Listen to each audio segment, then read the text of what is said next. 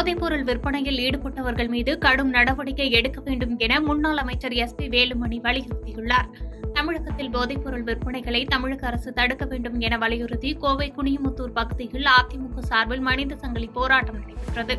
இதில் அதிமுக முன்னாள் அமைச்சரும் சட்டமன்ற உறுப்பினருமான SP வேலுமணி கலந்து கொண்டு திமுக அரசுக்கு எதிரான கோஷங்களை எழுப்பினர். இதனைத் தொடர்ந்து செய்தியாளர்களிடம் பேசிய அதிமுக முன்னாள் அமைச்சர் SP வேலுமணி, தமிழ்நாட்டில் இருக்கக்கூடிய போதைப்பொருள் அதிகரித்து வருகிறது. திமுக நிர்வாகி ஜாபர் சாதிக் கைது செய்யப்பட்டு 2000 கோடிக்கு மேல் போதைப்பொருள் கைப்பற்றப்பட்டுள்ளது. அதில் சம்பந்தப்பட்டவர்கள் மீது கடும் நடவடிக்கை எடுக்க வேண்டும் என்று வலியுறுத்தினார். போதைப்பொருள் அதிகரிப்பையும் இன்றைக்கு திமுக அரசுடைய பொறுப்பாளர் ஜாபர் சாதிக் அவர்கள் இன்றைக்கு கைது செய்யப்பட்டு 2000 கோடிக்கு மேல் போதைப் பொருள் கைப்பற்றப்பட்டிருக்கிறது.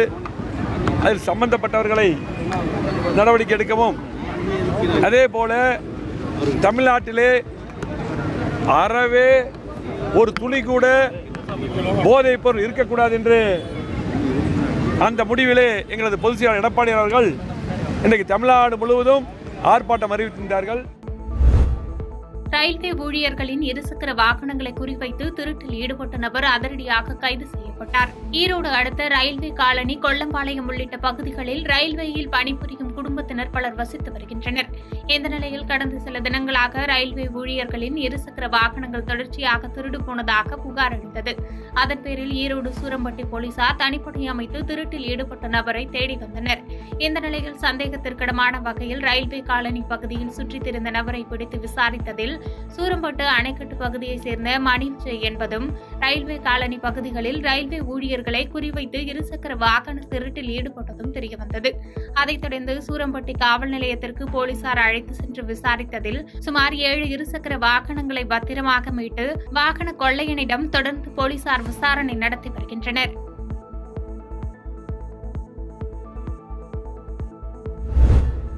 உதகையில் தமிழ்நாடு அரசின் சாதனைகள் மற்றும் நலத்திட்டங்கள் குறித்த சிறப்பு புகைப்பட கண்காட்சியை அமைச்சர் ராமச்சந்திரன் துவக்கி வைத்து பார்வையிட்டார். நீலகிரி மாவட்டம் உதகை பழங்குடியினர் பண்பாட்டு மைய வளாகத்தில் செய்தி மக்கள் தொடர்பு துறையின் சார்பில் தமிழ்நாடு அரசின் சாதனைகள் மற்றும் நலத்திட்டங்கள் குறித்து 7 நாட்கள் நடைபெறும் சிறப்பு புகைப்பட கண்காட்சி தொடங்கியது. முன்னதாக இதனை தமிழ்நாடு சுற்றுலாத்துறை அமைச்சர் ராமச்சந்திரன் திறந்து வைத்தார். இந்த புகைப்பட கண்காட்சியில் தமிழ்நாடு மாநில ஊரக மற்றும் நகர்ப்புற வாழ்வாதார இயக்கம், கூட்டுறவுத்துறை, மாற்றுத்திறனாளிகள் நலத்துறை உள்ளிட்ட பல்வேறு துறைகளின் சார்பில் ரூபாய் 1.42 கோடி மதிப்பீட்டிலான 50 பயனாளிகளுக்கு நலத்திட்ட உதவிகள் வழங்கப்பட்டது. இந்த கண்காட்சியில் மாவட்ட துணை ஆட்சியர் கௌஷிக், கூட்டுறவு சங்கங்களின் இணைப்பதிவாளர் தயாளன் உள்ளிட்ட அரசு துறை அதிகாரிகள் பலர் கலந்து கொண்டனர்.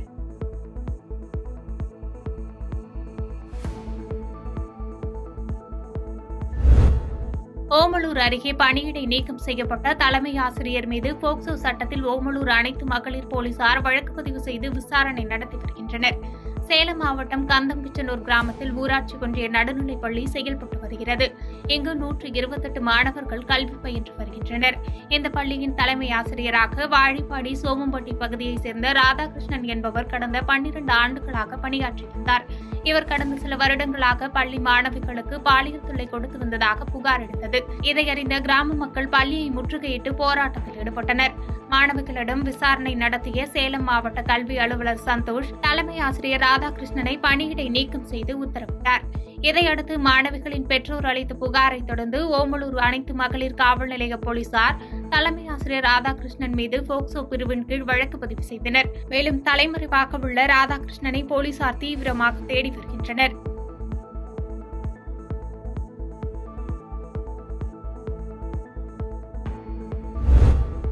உத்தமபாளையம் அருகே நில தகராறில் ஈடுபட்ட ஊராட்சி மன்ற தலைவர் உட்பட 4 பேருக்கு சிறை தண்டனை விதித்து நீதிமன்றத்தில் தீர்ப்பு அளித்த சம்பவம் பரபரப்பை ஏற்படுத்தியுள்ளது. தேனி மாவட்டம் உத்தமபாளையம் அருகே உள்ள ராயப்பன்பட்டி ஊராட்சி மன்ற தலைவராக பதவி வகிப்பவர் பால்ராஜ்.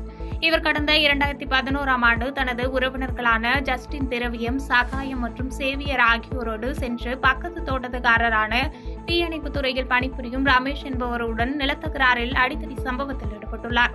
இதுகுறித்து பாதிக்கப்பட்ட நபர் ரமேஷ் கொடுத்த புகாரின் பேரில் ராயப்பன்பட்டி போலீசார் கொலை முயற்சி பிரிவின் கீழ் வழக்கு பதிவு செய்தனர். இந்த வழக்கானது உத்தமபாளையம் சார்பு நீதிமன்றத்தில் நடைபெற்று வந்தது.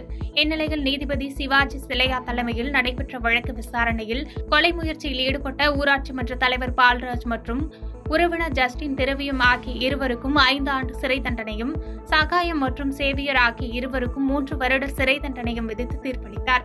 இதனைத் தொடர்ந்து போலீசார் ஊராட்சி மன்ற தலைவர் பால்ராஜ் உட்பட உறவினர்கள் 4 பேரையும் கைது செய்து சிறையில் அடைத்தனர்.